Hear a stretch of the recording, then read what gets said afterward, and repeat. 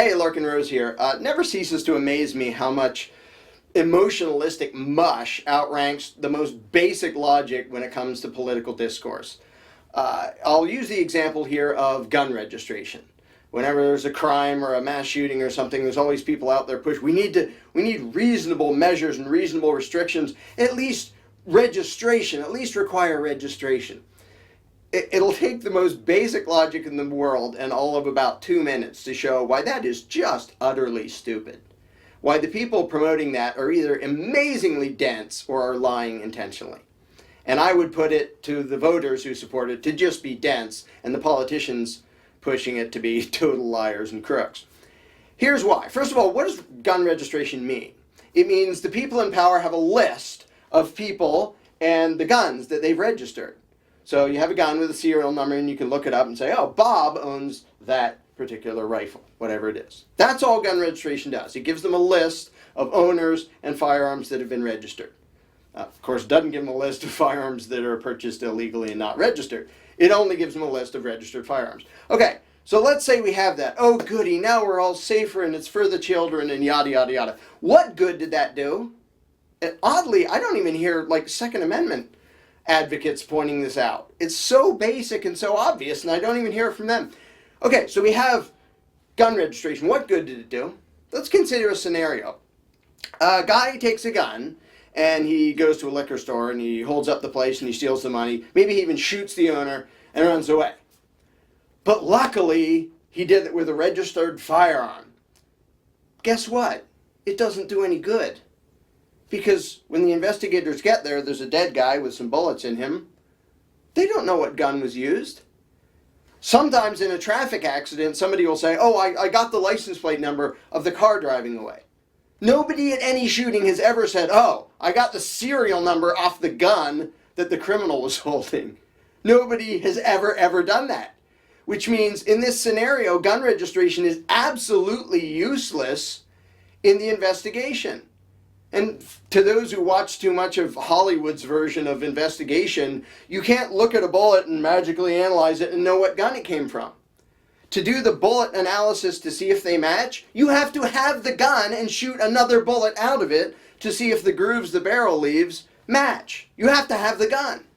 If the guy comes in, commits a crime, and runs away with a gun registration doesn't do the slightest bit of good. None. Zero.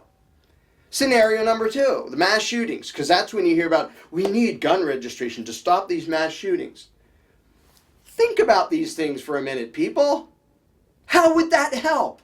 When somebody's going to go on a shooting rampage for whatever messed up reason in their head, they think that's a good idea. They're not intending to get away with it. They don't think, oh, nobody's going to notice if I run into a school and shoot 30 people.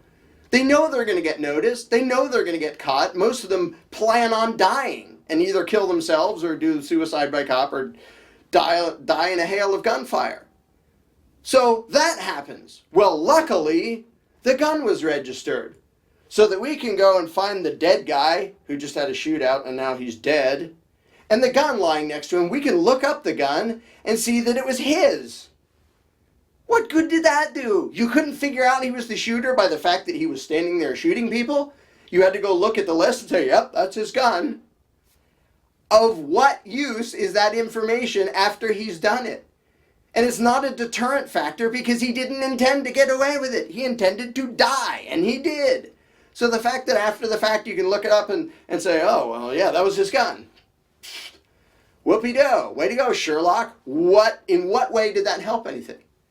So another scenario in which gun registration is completely useless. There's basically one scenario in which gun registration would do any good, which is scenario number 1, slightly modified. The guy walks into a liquor store, says, give me all your money. The guy hands over the money. He shoots the owner, puts his gun on the counter, and runs away.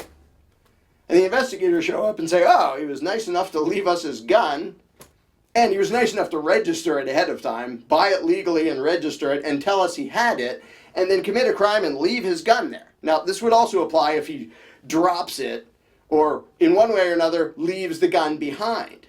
Because then you can look it up and say, hey, this is Bob's. That doesn't even prove that Bob did it. It proves that he owned it. If somebody else stole it, then Bob gets in trouble for something he didn't even do. But that's the only scenario in which it does any good, because for gun registration, to look up one, you have to have the other one. To look up the gun, you have to have the person. To look up the person, you have to have the gun. Generally speaking, when somebody commits a crime, they take their gun with them when they leave, which means registration is completely pointless. And so there are tons of voters out there. We need reasonable registration. Those people are just stupid.